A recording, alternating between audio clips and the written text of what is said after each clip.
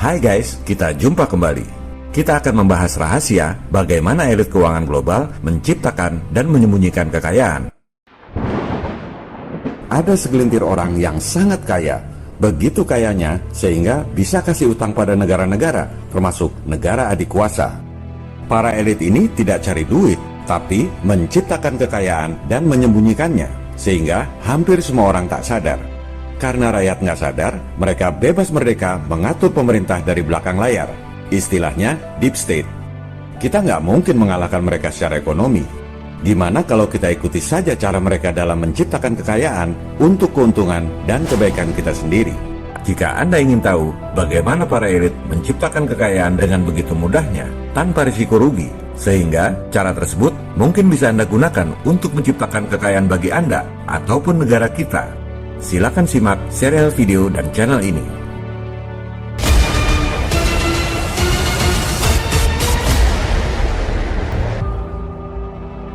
Kita awali dengan fakta dan angka.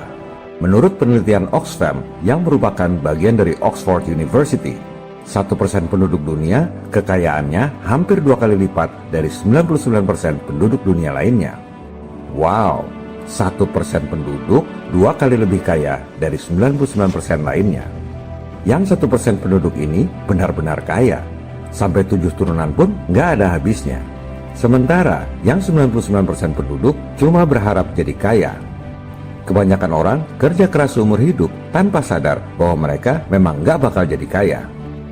Apakah betul 1% penduduk bisa lebih kaya dari 99% penduduk lainnya? Mari kita buktikan.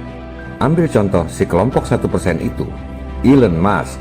Kekayaan bersihnya 326 miliar dolar atau sekitar 5.200 triliun rupiah. Kita bandingkan dengan GDP kota Jakarta, 3.400 triliun rupiah atau sekitar 209 miliar dolar. Terbukti, satu orang Elon Musk kekayaan bersihnya jauh lebih besar dari GDP kota Jakarta yang berpenduduk 11,4 juta orang. Ini sih bukan 1% penduduk. 1% itu kan 1/100. Ini 1/11,4 juta atau 0,00001%. Jadi 0,00001% penduduk lebih kaya dari 99,99999% penduduk lainnya. Lebih parah. Itu pun tidak apple to apple. Kekayaan bersih itu adalah total aset dikurangi total utang atau kewajiban. Sedangkan GDP adalah pendapatan kotor setahun. Labanya pasti jauh di bawah itu. Ini baru satu orang Elon Musk, orang yang lahir tahun 1971. Belum sekelas para iblis yang sesungguhnya, pentolan elit global seperti Rothschild yang sudah super kaya sejak 250 tahun lalu, Rockefeller, JP Morgan, dan lain-lain. Mereka adalah dinasti.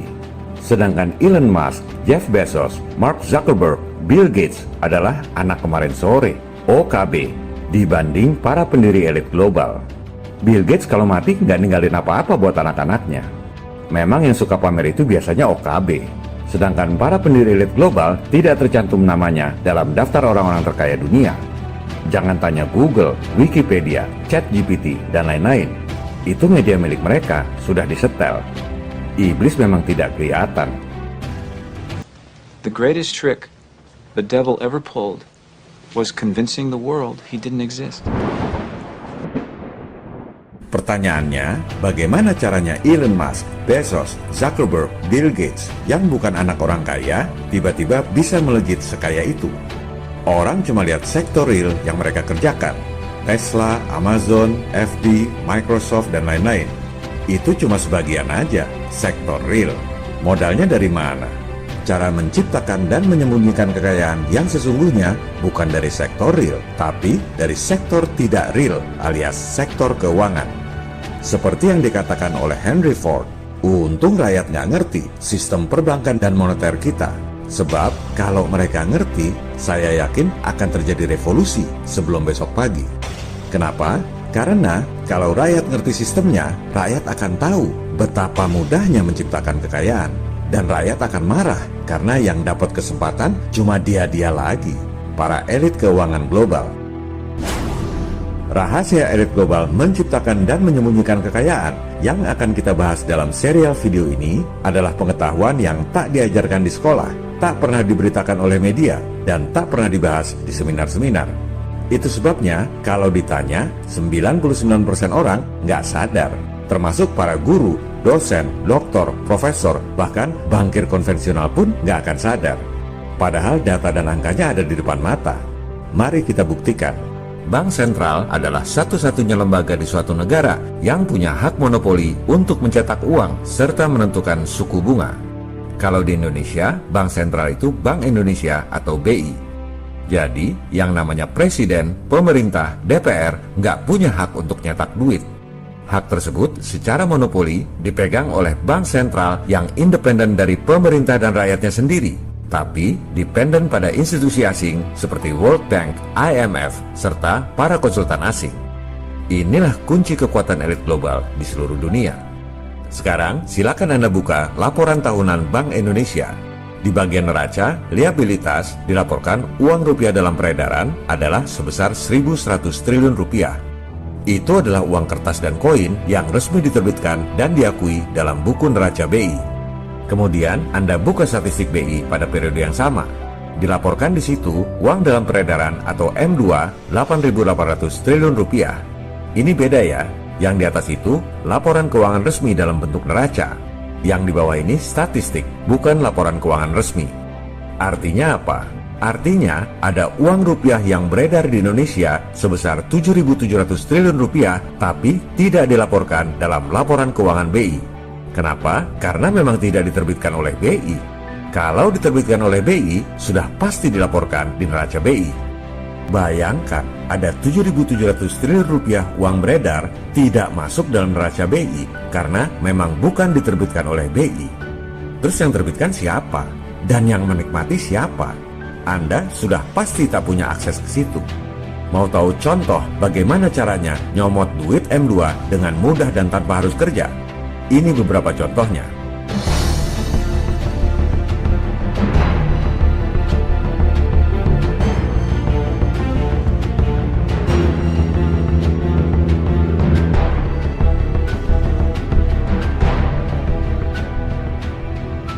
Jadi, sementara Anda susah payah banting tulang cari uang, para elit keuangan ini bukan cari uang, tapi menciptakan kekayaan dan menyembunyikannya, sesuai judul serial video ini. Dan ini bukan terjadi di Indonesia saja. Sekarang, Anda buka laporan tahunan Bank Sentral Amerika, Federal Reserve Bank, disingkat Fed. Ini dewanya bank sentral di seluruh dunia. Jangan takut bos, meski sehari-hari cuma jadi pedagang asongan, kita mainannya Federal Reserve. Kita telanjangi kebobrokannya. Di bagian neraca, dilaporkan uang dolar dalam peredaran sebesar 2,2 triliun dolar. Jadi kalau Anda lihat uang kertas dolar, ternyata jumlahnya cuma 2,2 triliun. Padahal di tiap negara ada uang kertas dolar. Kemudian Anda buka statistik pada periode yang sama. Dilaporkan di situ, uang dolar dalam peredaran atau M2 20,7 triliun dolar. Padahal yang diterbitkan oleh Fed cuma 2,2 triliun. Berarti ada 18,5 triliun dolar uang yang beredar, tapi nggak ada di laporan neraca Fed. Karena memang tidak diterbitkan oleh Fed. Ini adalah skandal. Jangan lagi ada yang ngomong, kan nggak semua uang harus dicetak. Nanti ditonjok lagi sama Mike Tyson. Kalau uang digital itu diterbitkan oleh bank sentral, sudah pasti masuk di neraca. Ini nggak ada di neraca, artinya itu uang siluman, tidak diakui sebagai kekayaan bank sentral.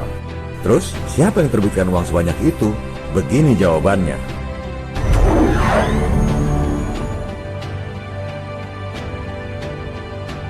Itu semua terjadi akibat sistem fractional reserve yang dianut seluruh bank sentral di dunia. Ini data dari Federal Reserve. Kalau di Indonesia, namanya Giro Wajib Minimum alias GWM. Ini data dari OJK. Saya kalau bicara selalu menggunakan data-data yang kredibel yang langsung bisa Anda lihat di layar. Misalnya, GWM ditentukan 10%. Maka, jika Anda taruh duit 1 juta rupiah, bank wajib pegang 10%, yang 90% boleh dipinjamkan kepada orang lain. Dengan sistem fractional reserve ini, sebenarnya yang dipinjamkan oleh bank itu bukan uang Anda, tapi digandakan dulu secara giral atau digital, baru dipinjamkan. Penggandaan uang ini bukan rahasia, bahkan ada di situs resmi Fed. Malah dijelaskan rumus penggandaan uangnya, tapi nggak diajarkan di sekolah. Jadi, para dosen, doktor, profesor, praktisi perbankan pun nggak ada yang sadar. Mau tahu bagaimana cara bank menggandakan uang Anda tanpa disadari oleh bankirnya sendiri? Begini caranya.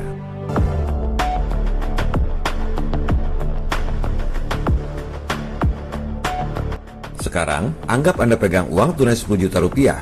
Itulah yang disebut M0 yang diterbitkan oleh BI. Untuk memudahkan pemahaman, anggap uang itu adalah satu-satunya uang di dunia. Nggak ada satupun orang lain di dunia ini yang punya uang kertas rupiah selain 10 juta rupiah di tangan Anda itu. Anda ingin simpan uang itu di bank, maka uang cash 10 juta itu Anda setor ke bank dan bank memberi Anda kartu tabungan dengan kartu ATM. Anda pergi ke mesin ATM atau lewat mobile banking, oh bener ada saldo 10 juta rupiah. Bentuknya digital. Ini yang disebut uang giral atau M2. Kemudian, berdasarkan ketentuan Fractional Reserve alias GWM, bank wajib menahan, katakan 10% uang nasabah, dan berhak menyalurkan yang 90% sebagai kredit kepada pihak lain. Angka 10% ini cuma contoh, besarannya berubah-ubah sesuai ketentuan bank sentral. Nah, yang 90%-nya atau 9 juta rupiah disalurkan oleh bank sebagai kredit kepada pihak lain. Tentu bukan kasih uang tunai segepok, tapi ditaruh di rekening si debitur, anggap berikut kartu ATM dan mobile banking. Si debitur ini pergi ke mesin ATM atau lihat mobile bankingnya, oh bener, ada saldo 9 juta. Dia yakin bahwa uang digital itu pasti ada uang kertasnya di bank. Anda juga yakin bahwa uang digital 10 juta rupiah itu pasti ada uang kertasnya di bank. Jadi ada 19 juta rupiah uang digital atau M2, padahal uang aslinya cuma 10 juta milik Anda tadi. Sekarang, bisa nggak Anda belanjakan 10 juta rupiah yang ada di tabungan Anda itu? Bisa dong. Kemudian, bisa nggak si debitur tadi belanjakan kredit 9 juta yang ada di rekeningnya? Pasti bisa juga dong. Berarti ada 19 juta rupiah uang yang beredar dan dibelanjakan, padahal aslinya kan cuma ada uang tunai Anda 10 juta rupiah tadi. Inilah yang dipublikasi Fed tadi disebut money multiplier, penggandaan uang secara giral atau digital.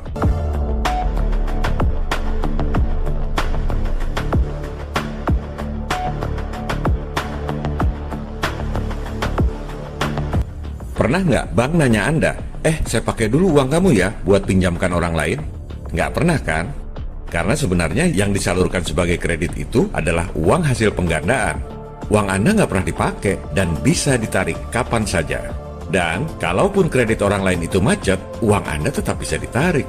Nggak ada hubungannya sama kredit macet, karena kredit itu adalah hasil penggandaan uang Anda.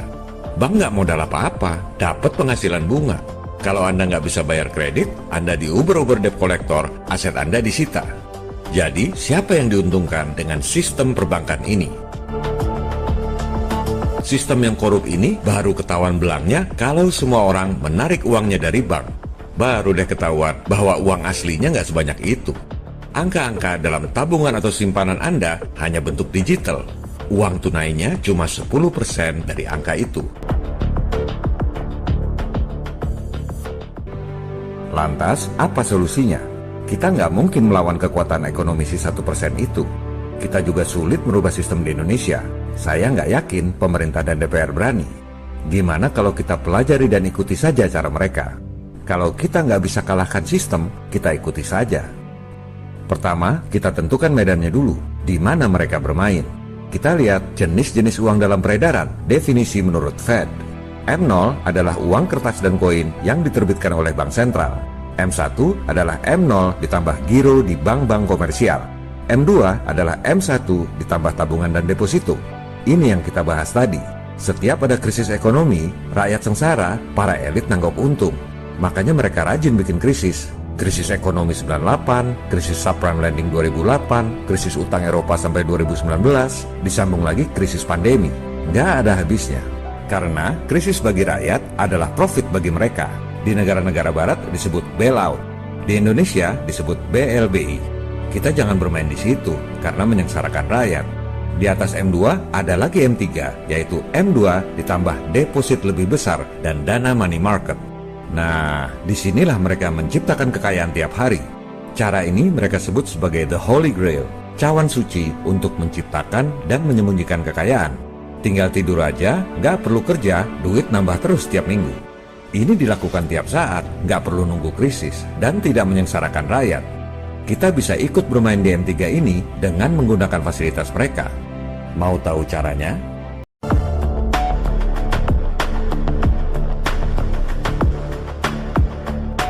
Ada seorang duta besar PBB bidang perdamaian dunia. Ia adalah investment banker asal Inggris yang dinobatkan gelar bangsawan Sir. Sebelumnya, ia bekerja sebagai bankir di Wells Fargo, Deutsche Bank, Merrill Lynch, dan juga sebagai trader di Wall Street. Karena sudah sangat kaya, ia kemudian menjadi filantropis, yaitu orang kaya yang hobi nyumbang dan menulis buku-buku yang menjadi bestseller. Ia tahu persis praktek bagaimana para elit menciptakan kekayaan, karena ia adalah profesional yang menjalankannya di lapangan. Ia tahu caranya mudah sekali, tapi nggak pernah diajarkan di sekolah, nggak pernah diberitakan media, sehingga publik nggak tahu sama sekali. Karena ia asalnya adalah seorang profesional biasa, bukan antek elit, hatinya tergerak untuk membongkar rahasia cara elit tersebut. Kalau banyak orang tahu rahasia ini, pasti akan banyak orang jadi kaya. Ia kemudian menjadi whistleblower, pembuka rahasia dari dalam, lewat buku-bukunya yang menjadi bestseller. Di buku bestseller tersebut, ia menulis, "Saya akan membuka rahasia yang bank dan pemerintah tak ingin Anda tahu atau sebarkan. Cawan suci tentang bagaimana kekayaan itu diciptakan dan disembunyikan." Wow, berani banget dia nulis buku seperti itu. Karena saya tahu ada undang-undang di Amerika yang melarang orang mempublikasikan praktek bisnis elit tersebut. Mungkin karena sudah sangat kaya, dia jadi nothing to lose. Setahu saya, cuma dia yang berani mengungkap hal ini terang-terangan lewat buku yang dijual bebas. Buku-bukunya menjadi bestseller karena yang dia omongkan itu bukan teori, tapi praktek yang memang dia pernah kerjakan yang membuatnya menjadi bilioner kakap. Melihat jumlah kekayaannya, kalau di Indonesia, ia sudah menjadi salah satu orang terkaya. Padahal sebagai profesional, dia cuma dapat komisinya doang. Dia nggak bikin perusahaan, nggak punya pabrik, nggak pernah nambang, murni bisnis keuangan doang. Beberapa model atau jurus yang ia sampaikan dalam buku tersebut, kebanyakan tak bisa dilakukan masyarakat biasa, karena harus paham instrumen perbankan. Saya tak bahas jurus-jurus tersebut, silakan Anda baca sendiri bukunya. Ketika terjadi pandemi, karena banyak orang jadi kurang kerjaan, maka di lapangan rahasia elit tersebut, mereka membuat jurus baru yang jauh lebih canggih dan lebih mudah. Saking mudahnya, orang awam pun bisa paham. Ini yang akan kita bahas melalui serial video.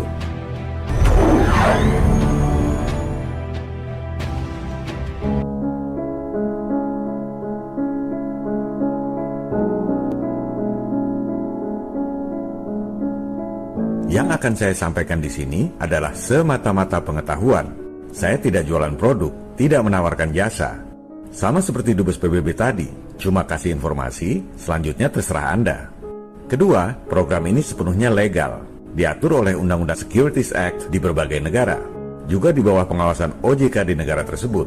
Kalau di Amerika, di bawah pengawasan SEC, di Inggris FCA, di Singapura MAS, juga di bawah supervisi Kadin Internasional ICC.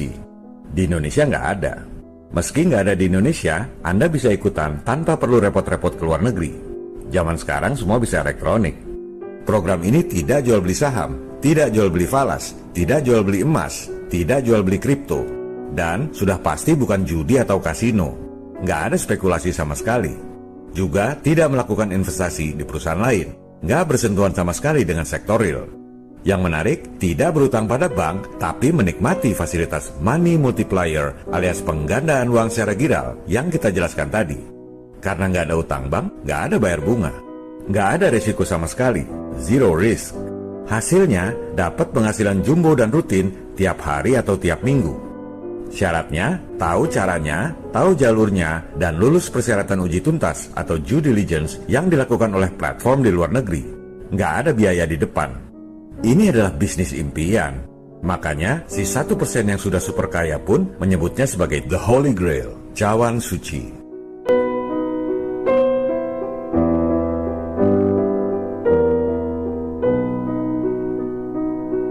99% orang pasti nggak bakal percaya bahwa ada cara menciptakan kekayaan seperti itu. Makanya yang super kaya cuma 1%. Semakin Anda nggak percaya, semakin bagus buat mereka.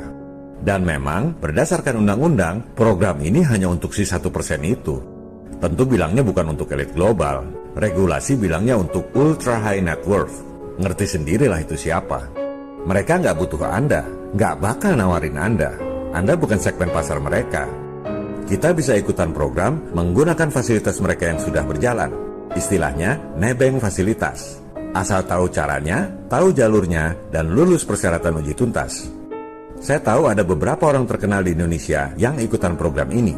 Saya juga pernah bertemu manajemen perusahaan terkaya di Timur Tengah yang juga ikutan program. Semua diam-diam, nggak bakal ngomong kalau nggak ditanya. Kalau ditanya, baru pada ketawa dan jawab.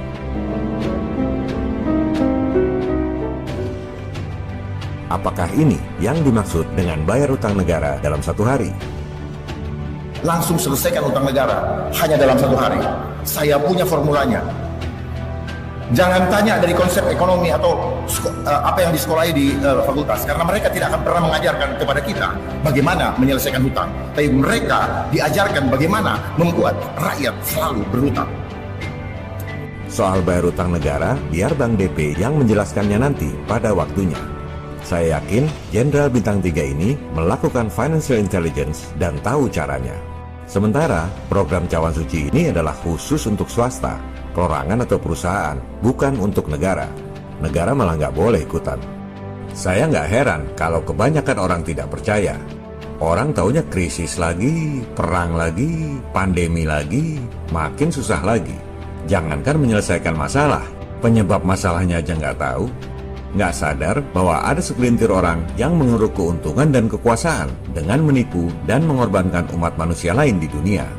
Seperti yang dikatakan oleh Mark Twain, lebih mudah menipu orang daripada meyakinkan bahwa dia sudah ditipu. Dan memang kecerdasan itu bukan dengan berpikir bahwa Anda tahu segala hal tanpa mempertanyakan, melainkan karena mempertanyakan segala hal yang Anda pikir Anda tahu.